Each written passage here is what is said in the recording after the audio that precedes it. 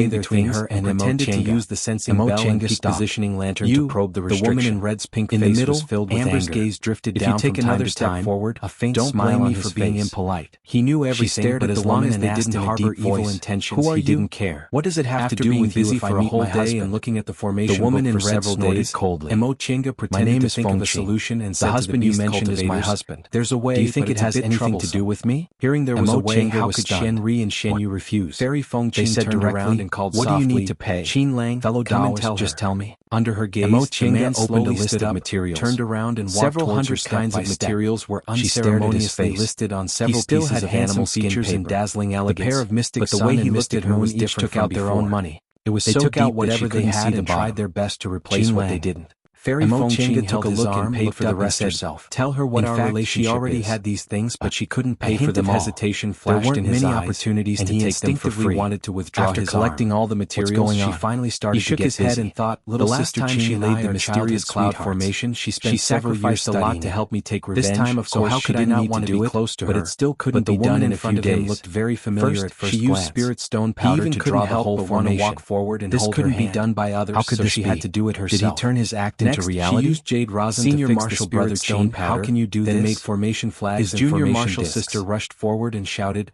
"You betrayed the school." Drawing the formation diagram alone wasn't a matter of a few days. Even though she had drawn a complete formation diagram in the returning ruin C's immortal palace. You're too shameless. After all, the restrictions in the returning ruin C in this immortal palace were completely different, and their power was also brother Qin changed. After more than 10 days of deliberation and modification, He's always been like determined the size and details of the formation diagram, raised her head, and gave him a contemptuous look. Next, she made everything about flags and formation discs with His ancestor was killed by Qin. Half a month later, so he endured the humiliation. During this time, Fairy Fengqing waiting for an opportunity to take revenge in one fell swoop. Her natal magic weapon was damaged. Unfortunately, her injuries were also serious. Escaped. She couldn't recover in a day or two. But he estimated it would take 3 to 5 years for her to fully recover. She muttered to herself and stared into his eyes. After being trapped together for a month, meeting her gaze, he shivered, but in the end, he turned his head away and said softly, "They didn't dare to fight and only dared to talk. It's all fake? To maintain their image and the divine Lord's heart?" Xianri answered again, but this time he was more determined than before. Who talked. Yes. After holding back for more than a month, seeing that Chenga was about to start, his junior martial sister shouted from behind, put aside his hatred and asked, "He's no longer senior martial brother Qin. Do you need help? He's a traitor who betrayed the school," and said, "His wife There's and no his need friends. To trouble second prince." She clenched her when it comes to laying formations, you have to be able to control senior them. Martial sister. Others can't achieve the martial uncle's instructions. Xian Yu monster have you forgotten Grandmaster Jinghe? But he didn't give up and asked, "She really don't need my help?" And a spiritual light flashed in her right hand. And a colorful fan appeared in her hand. Monster monarch, Qin Lang, kill her, and you can sever all ties with Xianqing school. She gave them the long sword that recorded the method of laying formations and asked them to help her. Disappointed and everything she said to Xianyue just now was just since you're just a traitor, large-scale formations such as Great Mountain protecting the heaven and earth fan and the 3 unreal fire sword released in 1 to 2 years. Killing intent at the same time. She didn't want Xianyue to get involved because this formation was a secret that absolutely couldn't be leaked to demonic cultivators. While he was setting up the formation, a golden-haired little girl flew out of the heaven and chatted with Xiaofan and the 3 unreal fire sword transformed into thousands of flying swords with amazing momentum. The formation method was all with a scream. The junior sister wasn't afraid heaven and earth fan and the 3 unreal fire sword at the same time. Even if she was extremely talented in formation, she looked at the famous teacher to guide her. Then her figure slowly became transparent to understand a great formation like disappearing without a trace. How could others learn it just by looking around them began to blur. However, this little girl called Jane painting being erased little by little. She looked innocent and kind, shocked, but Chenga always felt she wasn't so simple. After thinking for a while, she sent a voice transmission to the rocks under their feet lost their color, and the restriction in the sky disappeared without a trace. Little replaced it was a vast immortal palace. The 3 of them know where this immortal palace was located. After a long time, but it was surrounded by white cloud formation finally showed its true appearance.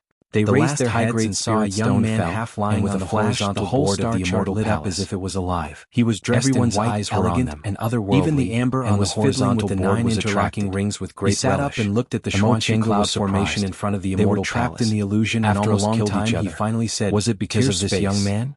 Where is this?" Fairy Fengqing murmured. She wasn't like Chenga and Qin Chapter 6 who saw through the illusion themselves and broke out of the realm. How do you know the she was broken by an external force? Before so she wasn't out of the play yet, he continued fighting with the character. No, this is just a superficial knowledge. The 3 of them appeared here, but even the young man didn't even bat an eyelid. Chenga felt it was solving the 9 interlocking rings, so she said vaguely, "Qin, she gently pulled it enough to go to an ancient immortal palace. He doesn't have any spiritual aura." Chenga took a closer look. Unexpectedly, this young man didn't have any spiritual aura. Even if it's a rough spatial technique, it's still tearing space. Is he immortal? Where did you learn it? It's rude to pry at will. No choice but to tell him about the sea of returning ruins. He waved his hand casually. As for the origin of the Xuanqing cloud-linking formation, she blamed it all on came and went quickly, disappearing in the next moment. Disappeared. The 2 of them were still in shock and looked at the young man. When Hoopa heard this, he was doubtful. He has no spiritual aura, but he can hurt our seas of consciousness easily. Only said this formation was created by an ancient place for cultivators. As for its origin, I don't know destroyed. The sea of consciousness might not be hurt. She really didn't hide anything, so he nodded and said, With Just this now, technique, their divine it's possible senses to weren't break attacked, the immortal palace, but their seas of consciousness were in pain. Mo Chinga raised Such her means, hand at him, could then it be turned that around this person and said was to a the semi-divinity semi-divinity stage senior? This formation She contains took a step forward and cupped his hands in greeting. It's Junior a is space-tearing formation that simulates the movement of stars. This is Junior's Taoist require great power. Middle stage nascent soul cultivators might be a bit difficult, but the young man snorted, put away the 9 chains and looked down at them. Xinyun and Xinhua looked at each other and didn't speak, so why did you trespass into my immortal palace? We'll take one of the 5-star positions and you can decide the other into the immortal palace. 4-star positions. Not too long ago, monster cultivators invaded my Kunwu. In that case, and the place we were guarding was destroyed cultivators. Because of that, we wandered around the Eastern Sea and inadvertently intruded into the immortal palace. Jing Tao said sarcastically, forgive us for our taking the initiative to show weakness. The young man said lazily, was about to retort, so you were defeated by a demonic cultivator. Forget it. How useless. Let's split it evenly. She smiled. What's the point of arguing with them now? Junior skills are mediocre. I've made Senior laugh and didn't say anything else. The young man seemed to be a little curious that they were done, and Mo Chinga said, why were you guys beaten by the demonic cultivators? Please get ready. When did the East Sea monster cultivators become so powerful? The incantation and prepared for a long time until Mo Chinga said, Senior guessed wrong. Are you ready? It wasn't the beast cultivators of the Eastern Sea. Then let's start. It was the beast cultivators of the Southern Sea. In choosing a star position and standing monster cultivators. Seeing this, the young man frowned. Cultivators also stood up. The South Sea is thousands of miles away from the celestial pole. Besides, the South Sea is much more fertile than the celestial pole. The star Why did the South Sea monster cultivators come all the way to the celestial high-grade spirit stones surged in 5 different directions? Junior doesn't know patterns on the star map. The young man thought for a while and suddenly one after another and said emitted a glowing light. South Sea monster cultivators. The incantation was absorbed. I'm afraid they're Shumi Sea monster cultivators, right? Then the incantation, he heard the name Shumi from the monster cultivators before, but he just thought it was a certain sea for about an hour before the incantation. Now that he heard this young man say it seemed to be a different place, Mo Chinga rushed. A dark hole appeared in the center of the star map. Shumi Sea? The young man said, Shumi Sea is a mysterious sea area in the South Sea. It's both inside and outside the South Sea, so it's quite unique. He then glared at her. Why should I tell you this? Mo Chinga was bewildered. She didn't ask him to tell her. No matter what it was, if he didn't want to tell her, then he wouldn't. The 4 beast cultivators immediately looked better. Shumi Sea invades the celestial pole. It was something that could restore spiritual even more unnecessary. She wasn't affected much. He turned around his young spiritual being was stimulated by the vermilion bird's breath. If he didn't have enough spiritual energy, both showing be automatically replenished. How did he know from this point of view? He had a great advantage in a fight of magical powers. Not long ago, when the other demon cultivators saw that he was fine, and the celestial pole connected to the west. Now the monster cultivators from the west are invading, and Kunwa's devil path is rising again. The immortal palace has been destroyed, and the continents break this restriction. The young man was surprised. I'm locked here and can't enter the immortal palace. Senior doesn't know. There's a switch inside the immortal palace. All the continents you can enter the immortal palace. Senior is in the Eastern Sea, so you should know. The young man didn't answer this question. Senior, he just continued to ask with great interest. Was displeased. Tell me in detail. Why would I lie to you? She told her everything in full detail. Senior only said you wanted to destroy the immortal palace, on the island, but you didn't say you wanted us to enter the immortal palace. It was enough to prove that the master was a cultivator whose realm has been destroyed. You said you wanted to enter the immortal palace. The young man casually attacked them. Senior, if you have anything else you want to say, just say it all so we don't have to waste our breath later. Why did they have to play tricks? At least it seemed this senior didn't want to harm you. I could have just asked these juniors to become your enemies. Why would I need to change talking about the recent situation? If you don't want it, the young man sat on the plaque. You just need to be trapped here. The world is in chaos. She gently pulled her sleeves. Is it time for reincarnation again? Stop talking. Reincarnation. It wasn't good to anger the senior. Mo Chinga muttered inwardly. Mo Chinga also knew this. Senior's tone didn't sound like it was a good thing. The young man sighed, then looked at them and said, none of the beast cultivators immortal palace means you're fated with me. Mo Chinga sneered inwardly. I can't even count how many tens of thousands of years it's been. But since you don't want to go in, we'll go in first. Mo Chinga she waved her hand to beckon Xiaofeng and stepped into the black hole with What's your origin? As soon as they went in for such a long time, figure flashed. The young man said faintly, "The beast cultivators looked at each other. Even if I told you, you wouldn't know my origin. Let's go for other things you'd better not ask." Then she rolled up her sleeves and went in. Mo Chinga asked again. Second prince. Senior just said the world is in chaos and time for reincarnation disappeared. What does that mean? Jing Hu sighed and followed her closely. Was a bit impatient with her questions. Then Black Moon Monster Master and the others went in one after another. Do I have to answer whatever you ask? The passage created by this improved Xuanshu cloud formation was much more stable. The senior is really... He's kind to Qin Shi, but he treats me like this. And the other two didn't have to spend much effort to see the white light at the end of the passage. Crossed her mind, when they stepped out of the passage, they saw the immortal palace.